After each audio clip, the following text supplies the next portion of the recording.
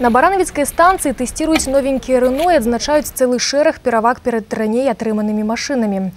Гарвыканкаму дзве іншамаркі абышліся ў 161 тысячу рублёў.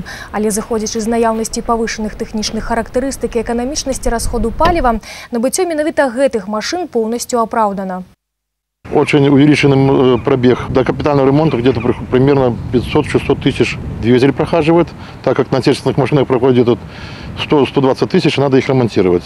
На этих машинах установлена антибуксировка. По проходимости он лучше идет. Круиз-контроль, что позволяет водителю на больших скоростях включить положенный режим скорости, и на этих скоростях хочет экономиться топливо. Акрамя таго, ёсць у новых машынах і аўтаномны абагрэў салона, што, улічваючы спецыфіку іх выкарыстання, опцыя вельмі важная. Поэтому мы думаем их отдать нашим педиатрическим бригадам, так как около 80%, 70-80% всех детских вызовов заканчивается транспортировкой детей в больничку.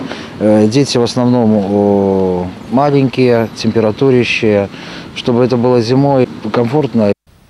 Да 3 новых газелей, атрыманых напрыканцы мінулага года, дабавіліся яшчэ 2 на пінскай станцыі.